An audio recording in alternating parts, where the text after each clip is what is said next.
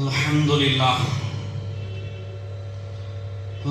لله نحمده ونستعينه ونستغفره ونؤمن به ونتوكل عليه ونعوذ بالله من شرور أنفسنا ومن سيئات أعمالنا من يهد الله فلا مضل له ومن يضلل فلا هادي له ونشهد أن لا إله إلا الله وحده لا شريك له ونشهد أن سيدنا مولانا محمدا عبده ورسوله أرسله بالحق بشيرا ونذيرا وداعيا إلى الله بإذنه وسراجا منيرا صلى الله على سيدنا محمد وعلى آله الأبرار وصحابه الأخيار وأزواجه الطيبات الطاهرات أوصيكم عباد الله وإياي أولا بتقوى الله أما بعد فقد قال الله تبارك وتعالى في القرآن العظيم وفي القرآن المجيد أعوذ بالله من الشيطان الرجيم بفضل بسم الله الرحمن الرحيم ولقد كرمنا بني آدم وحملناكم في البر والبحر ورزقناهم من الطيبات وفضلناهم ممن خلقنا تفضيلا وقال نبينا سيد البشر صلى الله عليه وسلم يا أيها الناس لعلي لا ألقاكم بعد يومي بعد عامي هذا أو كما قال عليه الصلاة والسلام.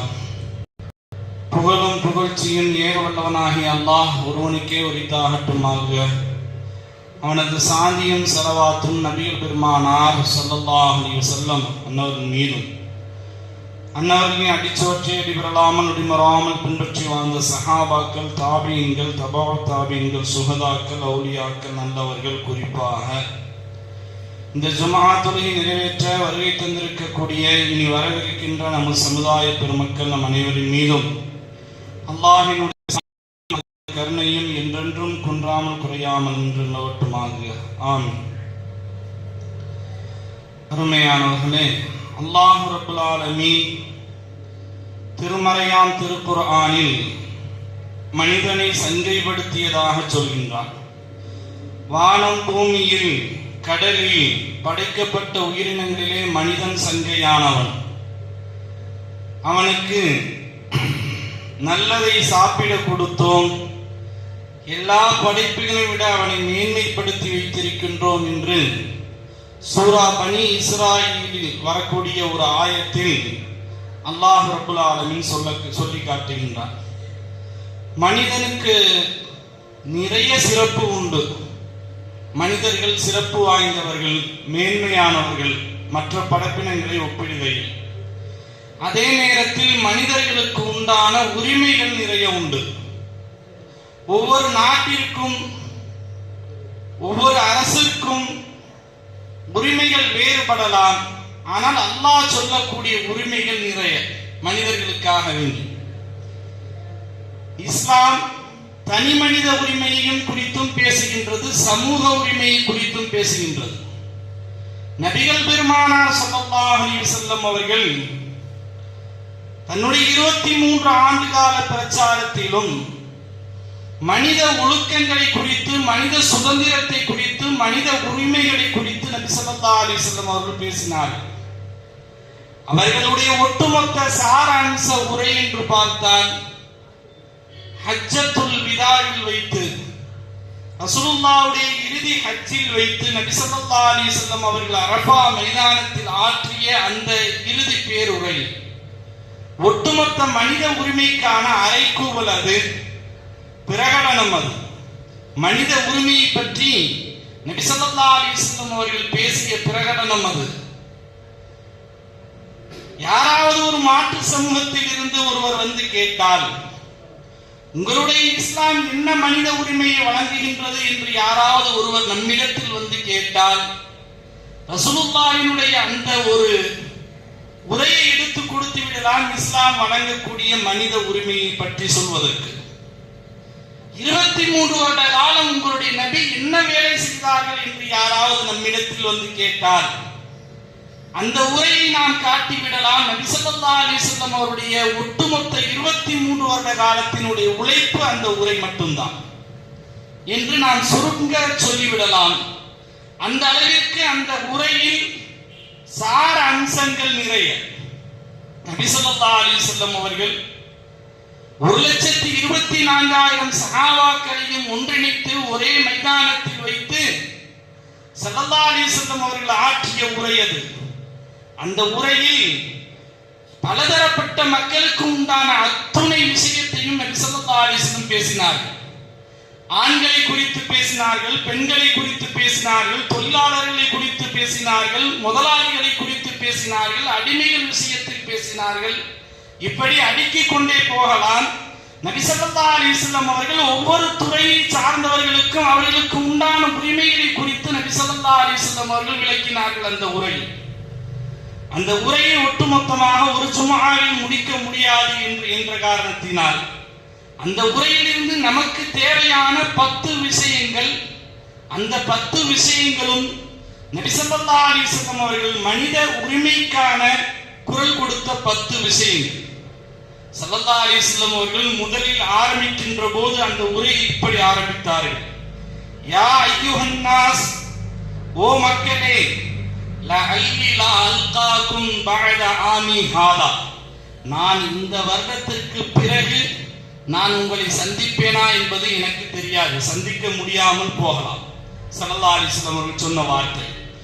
உரையினுடைய துவக்கத்தில் நபி ஸல்லல்லாஹு அலைஹி வஸல்லம் அவர்கள் சொன்ன வார்த்தை, இது எனக்கு கடைசி உரையாக இருக்கலாம், கடைசி ஹஜ்ஜாக இருக்கலாம், நான் உங்களை சந்திக்க முடியாமல் போகலாம் என்றால் என்ன அர்த்தம்?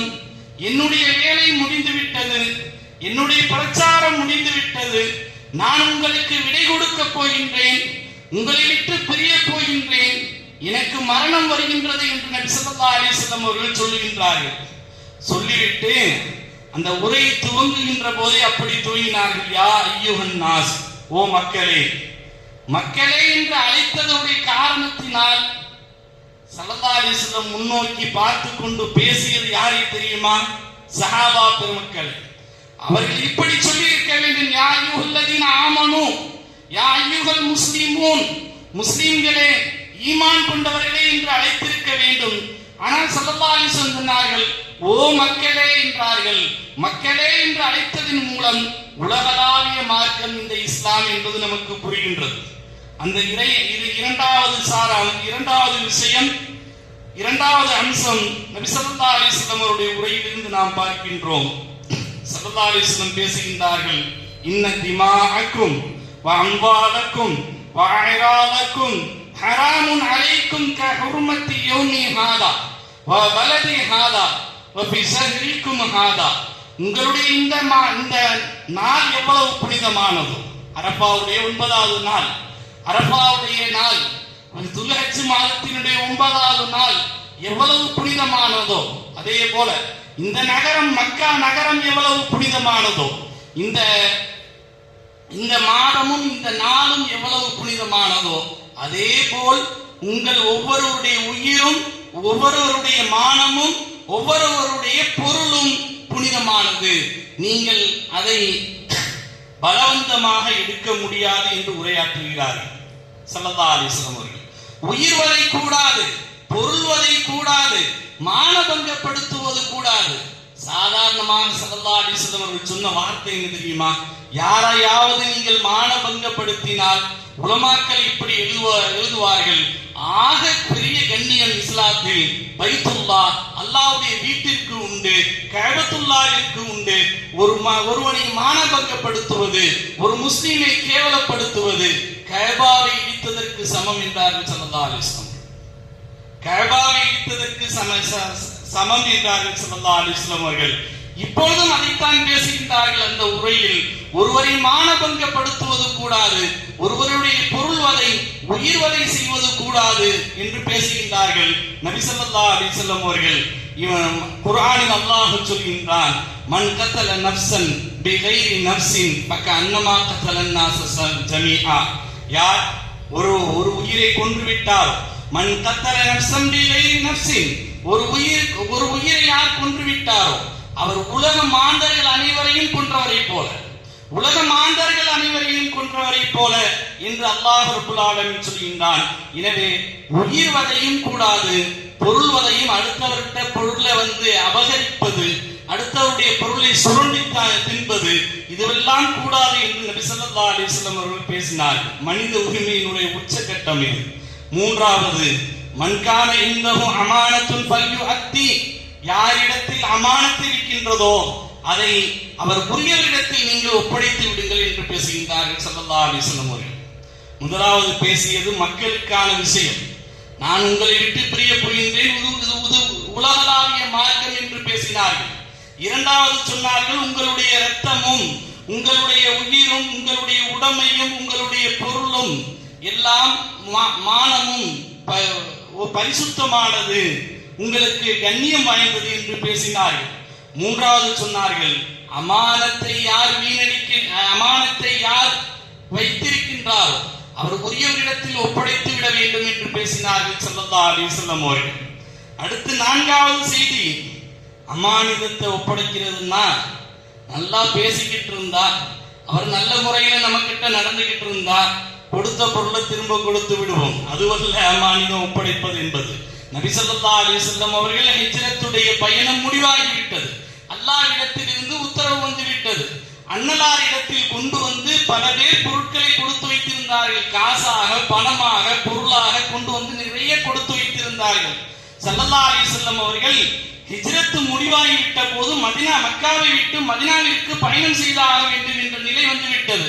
தன்னுடைய படுக்கையில் அலி ரலியல்லாஹு தஆலா அன்ஹு அவர்களை நிறுத்திவிட்டு படுக்க வைத்து விட்டு சொன்னார்கள் ஸல்லல்லாஹு அலைஹி வஸல்லம் அவர்கள், அலியே, நான் மதீனாவிற்கு செல்கின்றேன், நீ மெதுவாக மதீனாவிற்கு வா, நாளை காலையில் இந்த பொருட்களை எல்லாம் இன்னார் இடத்தில் ஒப்படைத்து விட்டு நீ மறுநாள் மெதுவாக மதீனா வந்து சேரு என்று சொன்னார்கள். எந்த மக்களுக்கு கொடுக்க வேண்டிய பணம் தெரியுமா? எந்த மக்களுக்கு கொடுக்க வேண்டிய அமானித பொருள் தெரியுமா? ஓட ஓட விரட்டிய மக்கள், ஊரார்கள் எல்லாம் சேர்ந்து தொல்லை கொடுத்த கூட்டம் அது. 13 வருஷம் இஸ்லாமிய வளர்ச்சியை முடக்கிய கூட்டம் அது.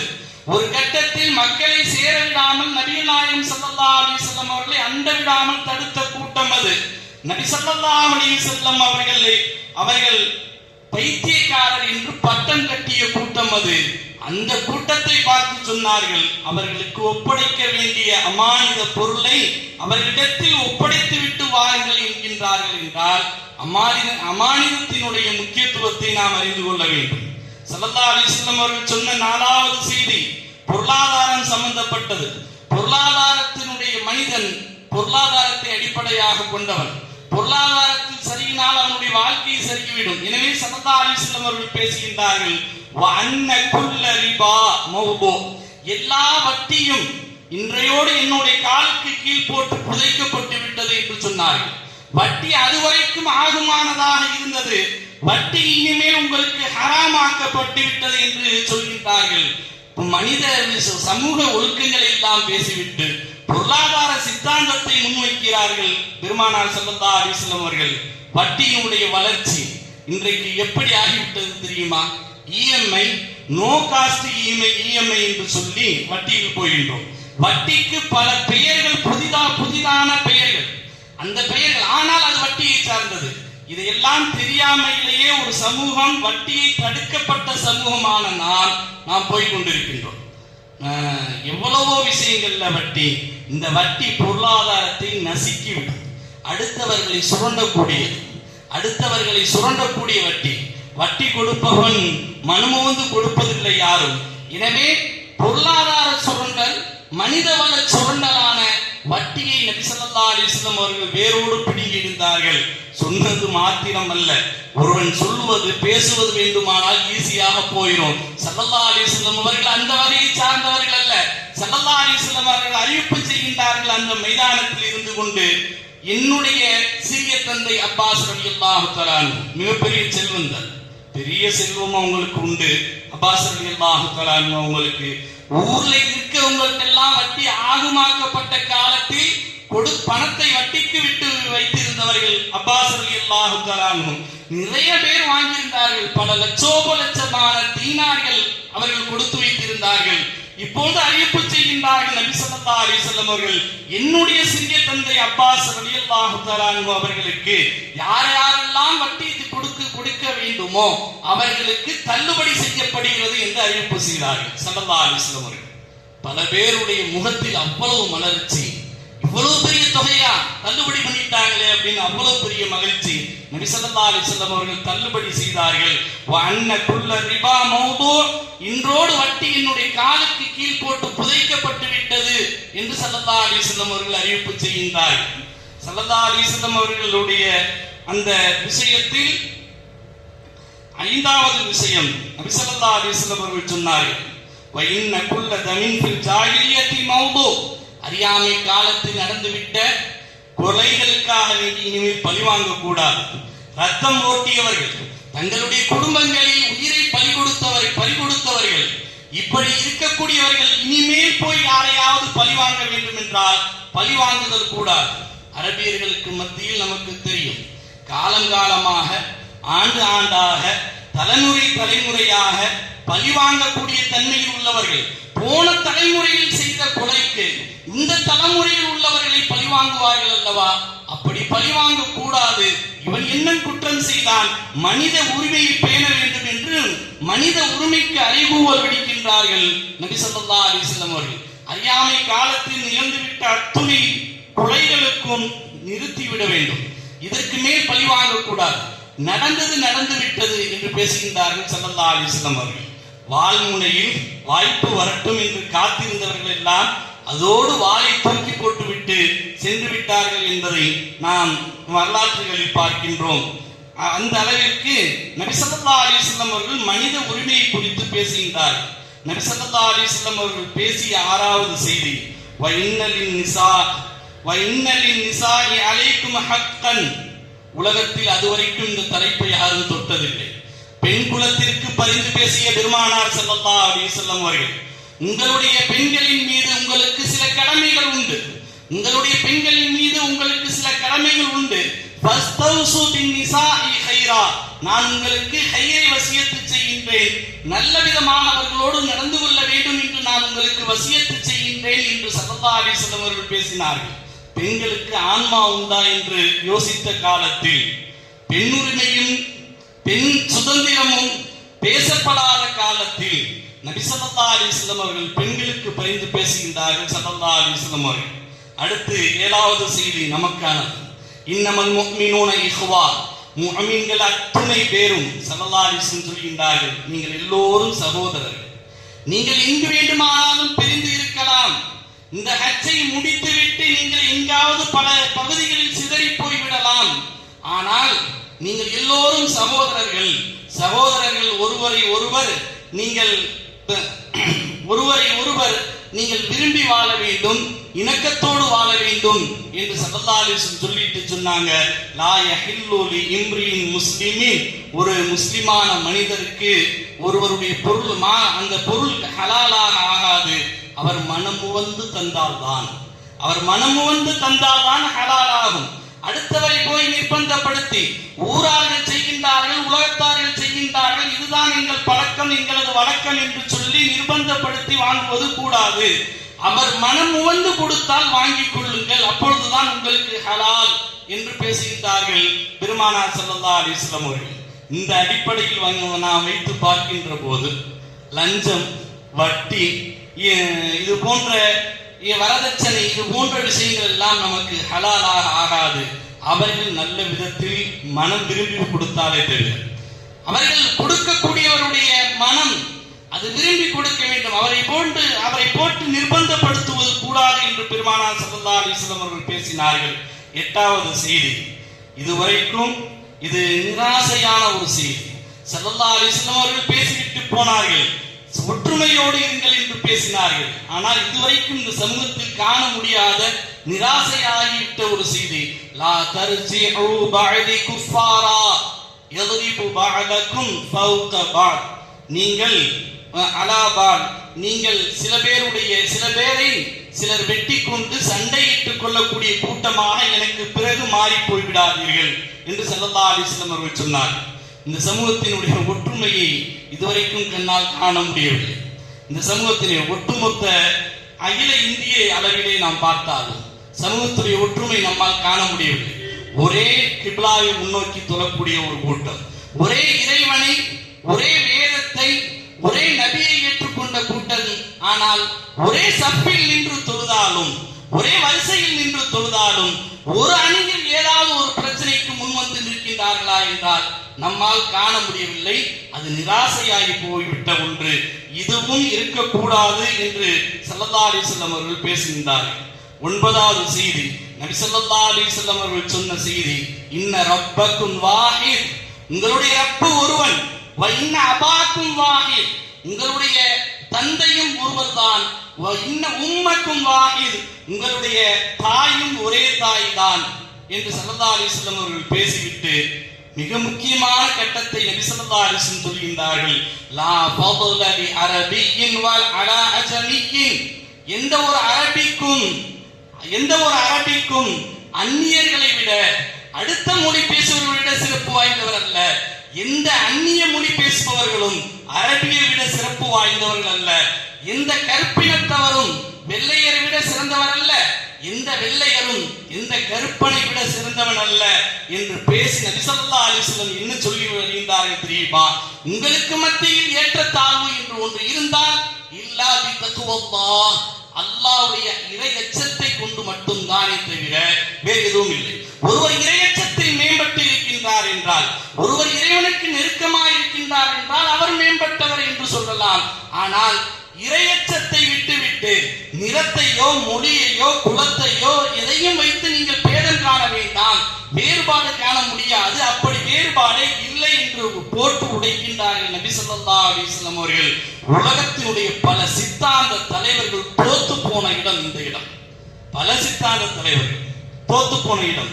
நம்முடைய திராவிட விஷயத்தில் கூட, திராவிட கழகங்கள் கூட நான் ஜாதியை ஒழித்து விடுவேன் என்று வந்து சமத்துவபுரத்தை கட்டினார்கள். ஆனா கடைசியா போனா அங்கேயும் ஒரே ஜாதிக்காரன் உட்கார்ந்துக்கிட்டு அடுத்த ஜாதிக்காரன் வந்தா காலை ஒடிச்சுப்படுவேங்கிறான். இப்படி எல்லா சித்தாந்தங்களும் தோற்று போன இடம் இந்த இடம். ஆனால் நபி ஸல்லல்லாஹு அலைஹி வஸல்லம் அவர்கள் சொன்னார்கள், நீங்கள் ஒரே தந்தைக்கு ஒரே தாய்க்கு பிறந்தவர்கள், ஒரே இறைவனை வணங்கக்கூடியவர்கள், எனவே உங்களுக்கு மத்தியில் எந்த சிறப்பும் கிடையாது என்று பேசினார்கள் நபி ஸல்லல்லாஹு அலைஹி வஸல்லம் அவர்கள். அடுத்து 10வது விஷயம், அலாஹல் பல்லகுது, எந்த தீர்க்க தரிசிகளும் தொடாத எல்லை நபி ஸல்லல்லாஹு அலைஹி வஸல்லம் தொட்டார்கள். எந்த தீர்க்க தரிசிகளும் தொடாத எல்லை இது அநேகமாய். அலாஹல் பல்லகுது, நான் உங்களுக்கு எத்தி வைத்து விட்டேனா, என்னுடைய தூதுத்துவத்தை அத்தனை உங்களிடத்தில் ஒப்படைத்து விட்டேனா என்று கேட்கின்றார்கள். அங்கு இருந்த சஹாபாக்கள் எல்லோரும் அவர்கள் ஒரே சத்தமாக சொன்னார்கள்,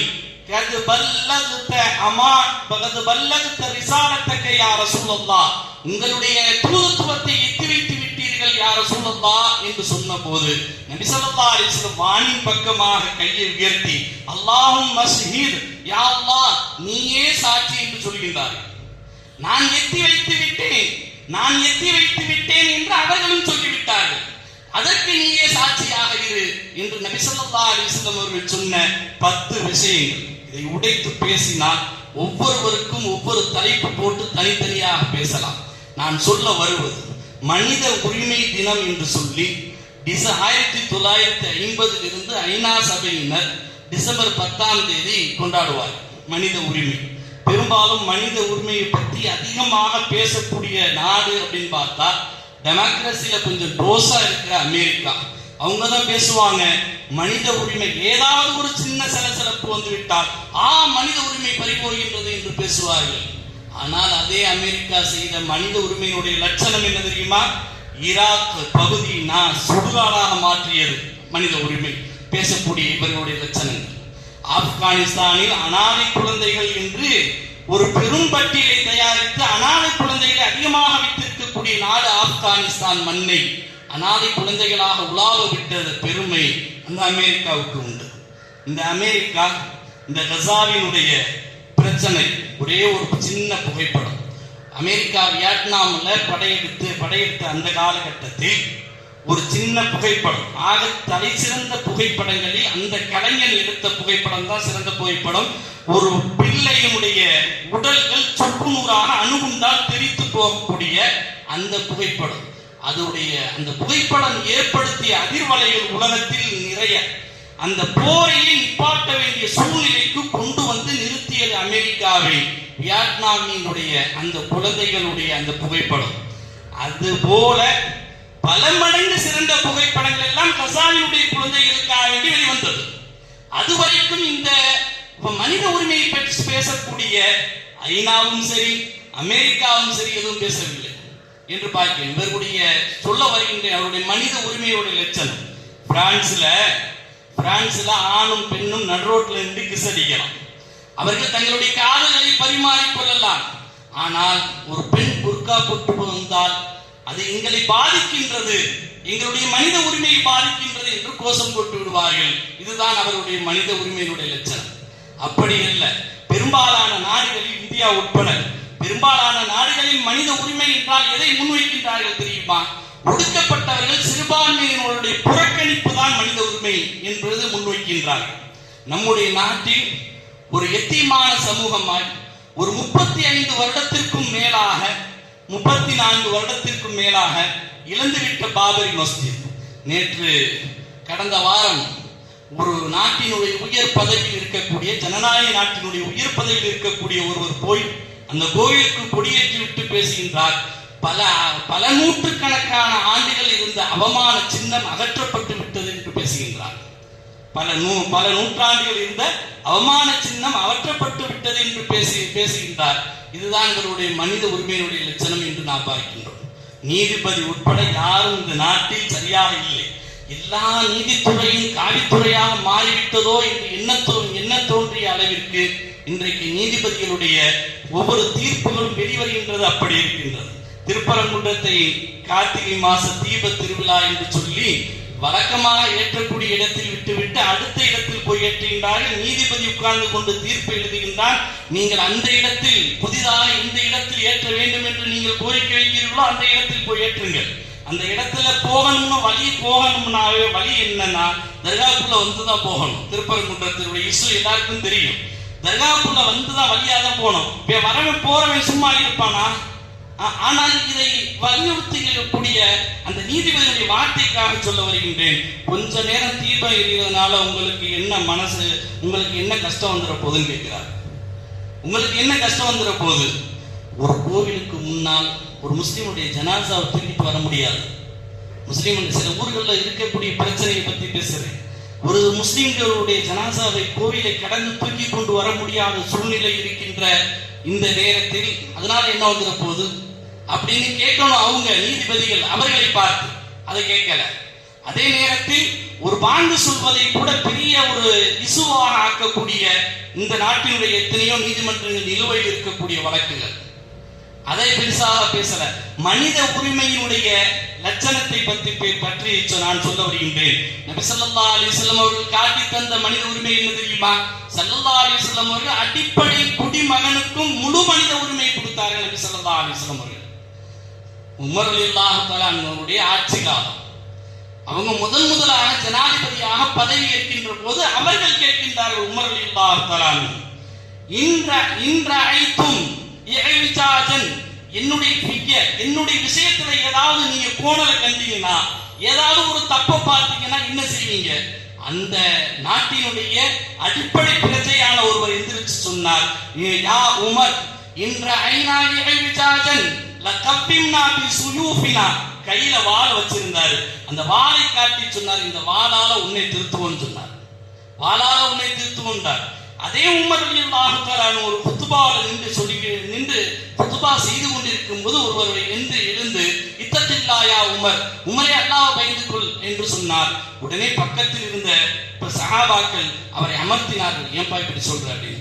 அந்த மிம்பரில் நின்று உமர் ரலியல்லாஹு தஆலா சொன்ன வார்த்தை, லா லா கைர ஃபீனா லா கைர ஃபீக்கும் இல்லம் தக்கூலுஹா, நீங்க இந்த செய்தியை சொல்லலனா உங்கள கயிறு இல்லை, உங்கள கயிறு இல்லை. நீங்கள் நாங்க இதை கேட்கலன்னா எங்கள கயிறு இல்லை. வலா கைர ஃபீனா இல்லம் நஸ்மஉஹா, நாங்க இதை கேட்கலன்னா எங்கள கயிறு இல்லை. என்ன சொல்ல வருகிறார்கள் தெரியுமா? நீங்கள் சொல்வதுதான் சரி, நாங்கள் பேசாமல் கேட்டுக்கொள்வதுதான் சொல்வதுதான் சரி, அதற்கு மேல் இங்கு எதுவும் பேச முடியாது என்று பேசுகின்றார்கள் ஹஜ்ரத் உமர் ரலியல்லாஹு தஆலா. இதுதான் முழு மனித உரிமை. நபி ஸல்லல்லாஹு அலைஹி வஸல்லம் கொடுத்த மனித உரிமை, அதை படித்த சஹாபாக்கள் கொடுத்த மனித உரிமை. அல்லாஹ் ரப்பல் ஆலமீன் முஸ்லிம்கள் சிறுபான்மையினர்கள் எங்கெல்லாம் வாழ்கின்றார்களோ அவர்களுக்கு முழு மனித உரிமையையும் கொடுப்பதற்கு அல்லாஹ் தஆலா அருள் புரிவானாக. ஆமீன் ஆமீன். வாஹிரு தஅவானா அல்ஹம்துலில்லாஹி ரப்பில் ஆலமீன். சுன்னத்துல்லாஹ் சுன்னத்துல்லாஹ்.